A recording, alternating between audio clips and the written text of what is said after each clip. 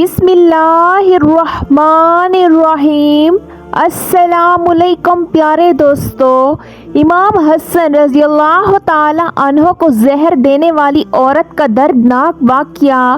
پیارے دوستو، آپ سے گزارش ہے کہ اس ویڈیو کو آخر تک ضرور دیکھیے گا۔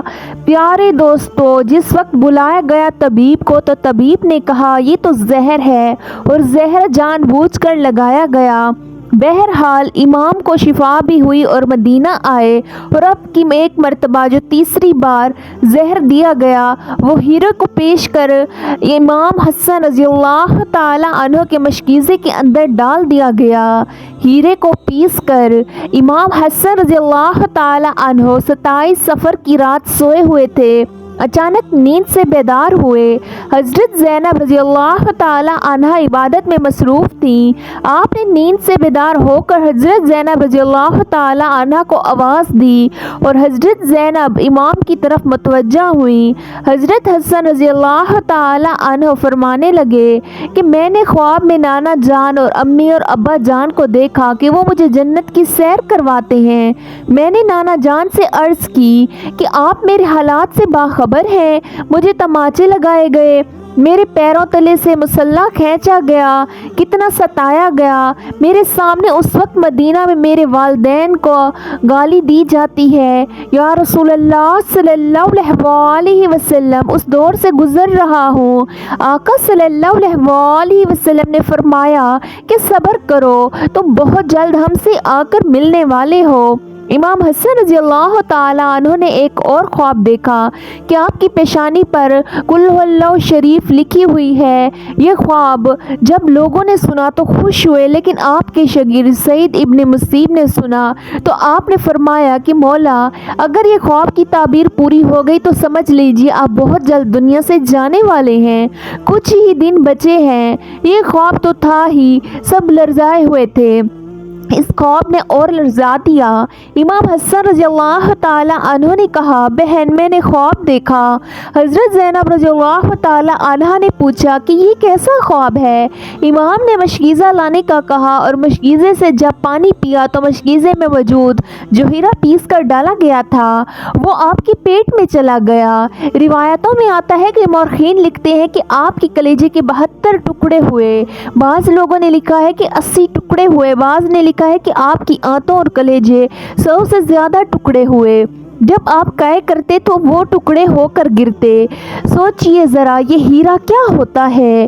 اس کو کانچ یہ چلائے تو کانچ کٹ جاتا ہے۔ یزید صرف قاتل حسین رضی اللہ تعالی عنہ ہی نہیں بلکہ قاتل حسن رضی اللہ تعالی عنہ بھی ہے۔ اس پر تو سب اتفاق کرتے ہیں کہ سازش یزید کی تھی، لیکن ظاہر دیا کس نے؟ اس پر تاریخ خاموش ہے۔ حضرت مولانا حسن بریلوی رحمۃ اللہ علیہ نے ایک عورت کا نام لکھا ہے، لیکن مفتی جلال الدین رحمۃ اللہ علیہ اس پر خاموشی کا حکم دیتے ہیں۔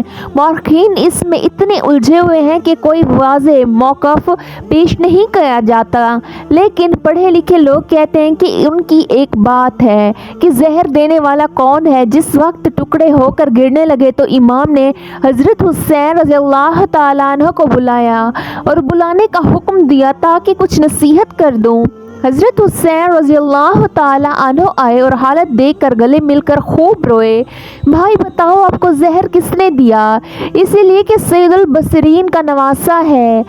بھائی نے مجھے جس پر شک ہے اگر وہی ہے تو اللہ بہترین انتقام لینے والا ہے، اور شک کی بنیاد پر کسی کو قتل نہیں کیا جا سکتا، کیونکہ میں نام لوں گا تو تم قتل کرو گے، اور شک کی بنیاد پر کسی کو قتل نہیں کیا جا سکتا۔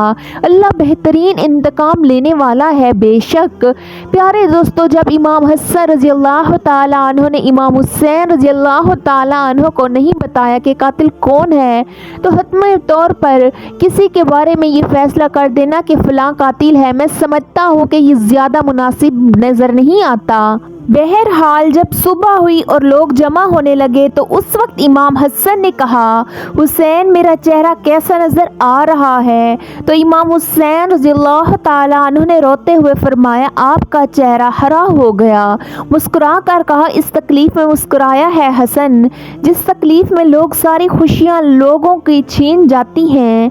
हसन मुत्तबा ने जब सुना कि मेरा चेहरा हरा हो गया तो फरमाया, हुसैन रज़ियल्लाहु ताला अन्हु, याद है कि नाना की हदीसे मिराज मुकम्मल हो गई है।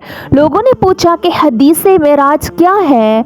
फरमाया कि जब मेरे हजूर मिराज सल्लल्लाहु अलैहि वसल्लम पर गए थे और हमारी पैदाइश भी नहीं हुई थी तो नाना मिराज पर जन्नत की सैर कर रहे थे तो जन्नत में दो महल देखे, एक हरा था और एक लाल था। उस वक्त रिजवानुल जन्नत ने कहा कि या रसूलल्लाह सल्लल्लाहु अलैहि वसल्लम, जाते जाते अपने शहजादों के महल भी देख जाएं जिनसे पूरी जन्नत का हुस्न दोबाला होता है। हजूर सल्लल्लाहु अलैहि वसल्लम ने फरमाया कि ये हरा किसका है और लाल किसका है? कहा कि लाल तो हुसैन रज़ियल्लाहु ताला अन्हु का है और हरा हसन रज़ियल्लाहु ताला अन्हु का है। मेरे हजूर सल्लल्लाहु अलैहि वसल्लम ने पूछा कि रिजवान ये तो बताओ कि हसन का हरा क्यों और हुसैन का लाल क्यों? तो रिजवान की गर्दन झुक गई और आंखों में आंसू आ गए। अहले बैत की मोहब्बत में रिजवान जन्नत में रोता है जबकि जन्नत में कोई रो नहीं सकता। जन्नत में वो है जहाँ रो या नहीं जाता, जहाँ लोग शहादत हुसैनिया और उससे जब जब भी याद किया जाता है तो रिजवान जन्नत भी रोता हुआ नजर आता है। रिजवान की अर्ज करने की हिम्मत ना हुई। हजरत जिब्रील अलैहिस्सलाम आए और अर्ज की, या रसूलल्लाह सल्लल्लाहु अलैहि वसल्लम, मैं बताता हूँ अल्लाह के हुक्म से ये हरा इसीलिए है कि हजरत हसन रज़ियल्लाहु ताला अन्हु को जहर दिया जाएगा और उनका चेहरा और जिस्म हरा हो जाएगा और हजरत इमाम हुसैन रज़ियल्लाहु ताला अन्हु को करबला में शहीद किया जाएगा और शहादत की वजह से खून से सारा जिस्म लाल हो जाएगा। इसीलिए हसन का हरा और हुसैन का लाल महल है। प्यारे दोस्तों, देखा हुजूर सल्लल्लाहु अलैहि वसल्लम की हदीस मेराज पूरी हो रही है। इसके बाद हज़रत हसन रज़ियल्लाहु ताला अन्हु ने लोगों को जाने का हुक्म दिया और घर वालों को ठहरने का कहा। उस वक्त मौला हसन रज़ियल्लाहु ताला अन्हु के 3 या 4 बेटे थे। उन बेटों में एक बड़ा बेटा था जिसकी उम्र सिर्फ 7 साल थी। वो बड़ा खूबसूरत था और नाम कासिम था और माँ का नाम उम्मे फरवा था। उम्मे फरवा कासिम के सर पर हाथ फेरती और अपने शोहर की तरफ देखती, गोया उनके सामने अपनी बेगुई घूम रही थी। हाय बेवकी, हाय बेकिसी और हाय बेलिबसी, लेकिन ज़बान से कुछ ना कह सकती थी। जब सब लोग चले गए हत्ता कि कोई ना बचा तो हज़रत हसन रज़ियल्लाहु ताला अन्हु ने अपने बाजू पर बंधे तावीज़ को खोलने का हुक्म फरवा को दिया। तावीज़ खोला और खोल कर हज़रत हसन रज़ियल्लाहु ताला अन्हु ने कहा कि मेरे बेटे कासिम को मेरे पास लाओ। अपने हाथों से वो तावीज़ अपने प्यारे बेटे के बाजू पर बांध दिया और फरमाया, बेटा उस वक्त आएगा जब तो शदीद मुसीबत में गिरफ्तार हो जाएगा, उस वक्त ये तवीज़ खोल कर देख लेना। उसके बाद हज़रत हुसैन रज़ियल्लाहु ताला अन्हु को बुलाकर वसीयत की और कहा, हुसैन सब्र से काम लेना और मेरी तमन्ना है कि जिस वक्त मेरा जनाजा उठे तो मुझे नाना के कदमों में दफन कर देना। मैं नाना के कदमों में दफन होना चाहता हूँ। इमाम आला मकामे 28 सफ़र को एक रिवायत के मुताबिक, 29 सफ़र को और एक रिवायत के मुताबिक 5 रबीउल अव्वल को शहीद हो गए। इसी तरह से कि आपका पूरा जिस्म हरा हो चुका था और अंदर की आंतों के टुकड़े कैह की सूरत में बाहर गिरे हुए थे। हजरत हसन रज़ियल्लाहु ताला अन्हु की शहादत हुई तो आपकी ताजीज़ो तदफीन के लिए जनाजा उठाया गया। लेकिन ये भी तारीख का बदतरीन बाब है कि जब जनाजा बाहर ले कर आए तो हजूर पाक सल्लल्लाहु अलैहि वसल्लम के रोज़े मुबारक में हजरत हसन रज़ियल्लाहु ताला अन्हु को दफन कर चाहते थे तो बनो उमैया के वो गलीज़ जिसे दुनिया मरवान कहती है, बदतरीन आदमी जिस पर मेरे आका सल्लल्लाहु अलैहि वसल्लम ने लानत की थी, उसने कहा कि मैं उनको दफन नहीं होने दूंगा। इमाम हुसैन रज़ियल्लाहु ताला अन्हु ने कहा कि मेरे भाई की वसीयत है, मैं दफन करूंगा। यहाँ तक कि मौरखीन ने लिखा कि उस जालिम ने कमान का तीर निकाला और इमाम हसन रज़ियल्लाहु ताला अन्हु की लाश पर चलाना शुरू किया। एक बंदा जो शहीद हो चुका है, लोग कहते हैं कि मरवान کو یزید کو اتنا برا نہ کہا، اس لیے کہ انہوں نے کیا کیا ہے، یہ کیا ہے، مرے ہوئے انسان کا تو دشمن بھی احترام کرتا ہے۔ مروان کیسا ظالم تھا، نانا کے قدموں میں نواسے کو لے جا رہے ہیں تو تلوار سے جنازہ روک لیا اور جنازے پر تین چلانا شروع کر دیے۔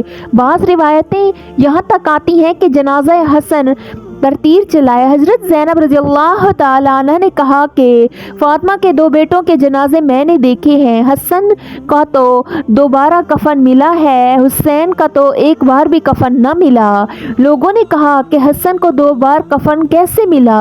کہا کہ جب مروان نے حسن کی لاش پر تیر چلائے تو وہ تیر لگا تو وہ حسن کی کفن سے خون کی پھنکار نکل پڑی۔ اس وقت لوگوں نے کہا کہ کفن پر اب دوسرا کفن لپیٹ دو تاکہ حسن کو رنگین کفن میں لے کر نہ جائے بلکہ ایک کفن اور دیا جائے۔ یہ بھی حضرت حسن رضی اللہ تعالیٰ عنہ کی کرامت ہے کہ 20 سال کے بعد بھی تیر لگا تو آپ کے جسم سے خون کلا۔ پیارے دوستو، کسی نے امام حسین رضی اللہ تعالیٰ عنہ سے کہا، شہزادہ حسن رضی اللہ تعالیٰ عنہ کی یہ وصیت تھی کہ مجھے حضور صلی اللہ علیہ وسلم کے قدموں میں دفن کریں، لیکن انہوں نے یہ بھی تو کہا کہ اگر مروان آڑ آئے تو مجھے امی جان کے قدموں میں دفن کر دینا۔ آپ اس پر عمل کر سکتے ہیں۔ پھر امام حسن رضی اللہ تعالیٰ عنہ کو حضرت فاطمہ الزہرا رضی اللہ تعالیٰ عنہ کے قدموں میں دفن کر دیا گیا۔ پیارے دوستو، اللہ تعالیٰ سے دعا کرتے ہیں کہ اللہ پاک اپنے پیارے حبیب حضرت محمد مصطفیٰ صلی اللہ علیہ وسلم کے بتائے ہوئے راستے پر چلنے کی توفیق عطا فرمائیں۔ اللہ تعالیٰ سے دعا کرتے ہیں کہ اللہ تعالیٰ ہمارے والدین کا سایہ ہمارے سروں پر ہمیشہ قائم و دائم رکھیں۔ اللہ تعالیٰ سے دعا کرتے ہیں کہ اللہ پاک ہمیں شیطان کے شر سے محفوظ رکھیں۔ اللہ تعالیٰ سے دعا کرتے ہیں کہ اللہ پاک ہمیں 5 وقت کی نماز پڑھنے کی توفیق عطا فرمائیں۔ اللہ تعالیٰ سے دعا کرتے ہیں کہ اللہ پاک ہم سب کے نصیب اچھے بنائیں۔ اللہ تعالیٰ سے دعا کرتے ہیں کہ اللہ تعالیٰ ہمیں اسلام پر مکمل چلنے کی توفیق عطا فرمائیں۔ اللہ تعالیٰ سے دعا کرتے ہیں کہ اللہ تعالیٰ ہمارا خاتمہ ایمان پر فرمائیں۔ آمین ثم آمین یا رب العالمین۔